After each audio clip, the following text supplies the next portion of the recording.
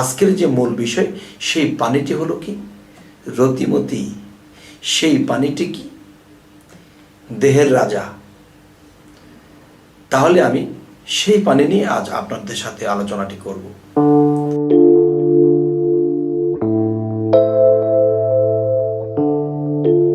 হে জগতবাসী, আজ আমি শামীম আলী চিশতি আপনাদের সামনে একটি আলোচনা নিয়ে আসলাম।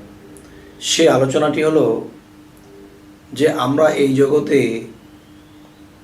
এসেছি, আমাদের অনেক কিছু জানা, অনেক কিছু বোঝা বাকি আছে।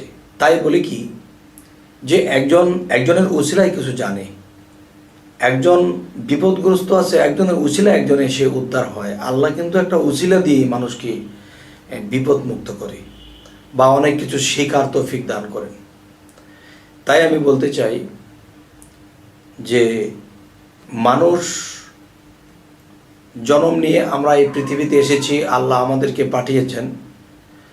তো দেখা যায় যে কামতত্ত্বে গেলে আমরা কিন্তু একটা জিনিস চিন্তা ভাবনা করি, সেটা হলো কি যে আমাদের মধ্যে যে রতিমতি আল্লাহ দিয়েছেন, বা আমরা খাদ্য খাই, খাবার থেকে হয়, আমাদের যৌবনী শক্তি থেকে হয়, বিভিন্নভাবে হয়।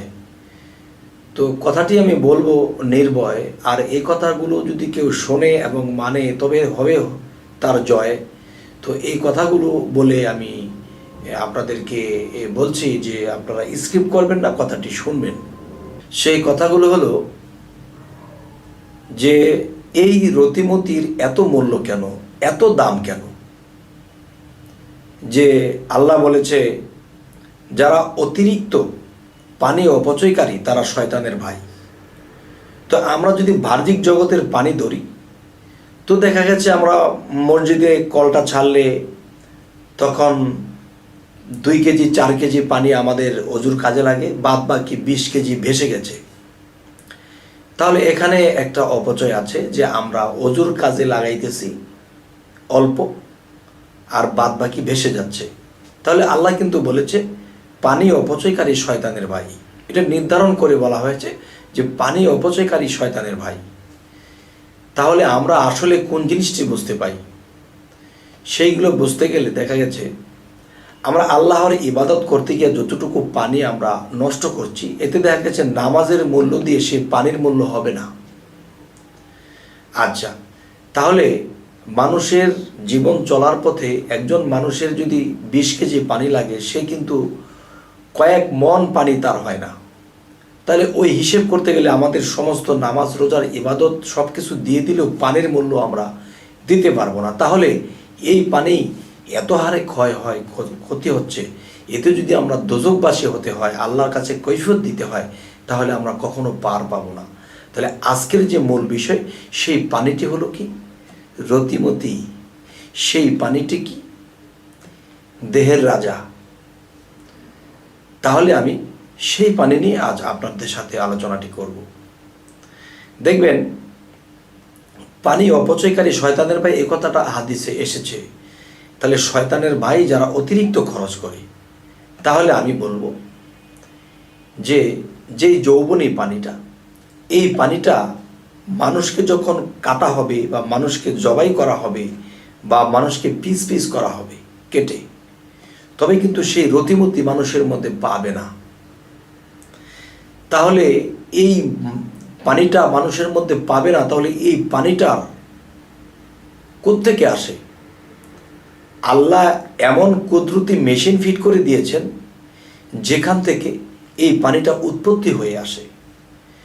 তাহলে এই পানিটুকু যে ধরে না রেখে নিয়মের বাইরে নষ্ট করবে, তখন সে পড়বে বিশাল ফাঁকে।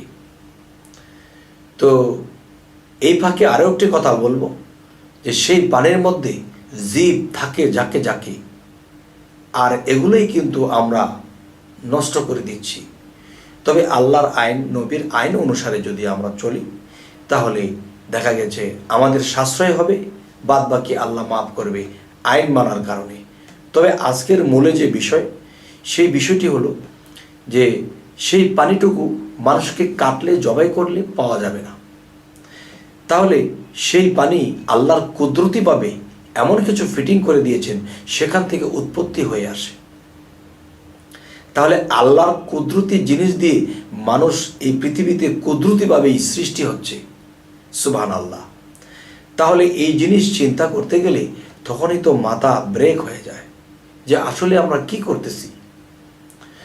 তো আজকে রতিমতির যে হিসাবটা করতেছি, যেমন দেখা যায় অন্য শাস্ত্রে যদি যাই, রতি একটা জিনিসের নাম বা একটা বস্তুর নাম বা একটা ব্যক্তির নাম, মতি আর একটা ব্যক্তি বা বস্তুর নাম।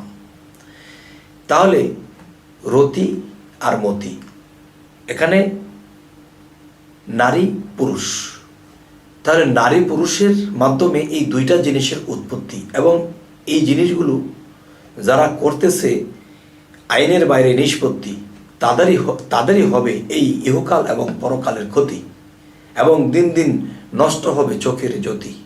তবে হে জগতবাসী, যে আপনারা কি কখনো এই কথাটা জাস্টিফাই করেছেন?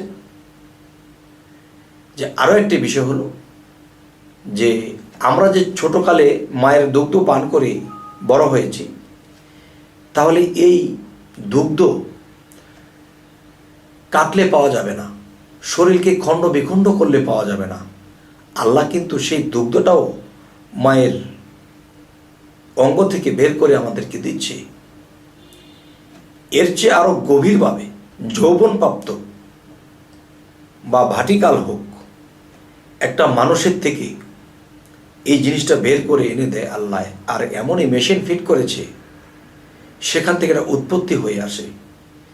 তাহলে আমরা আল্লাহর আইন মেনে চলব, তবে কি হবে? আমাদের এই জিনিসের পূর্তি রাখবে আল্লাহ, এই পানিতে ঘাটতি হবে না। তবে হে জগতবাসী, যে আজকের আলাপের এটাই মূল, যে মানুষকে কাটলে পাওয়া যাবে না, তাহলে এটা আসে কোত্থেকে? এইদিকে চিন্তা করবেন ইনশাআল্লাহ, তাহলে আমরা সেখান থেকে ফিরে থাকতে পারবো। আর আল্লাহ কিন্তু এটাও বলেছে, যারা আমার সৃষ্টিকে নিয়ে চিন্তা করে তারা আমাকে খুব তাড়াতাড়ি পাবে, আর আমার সৃষ্টির মধ্যে আমি মিশে আছি।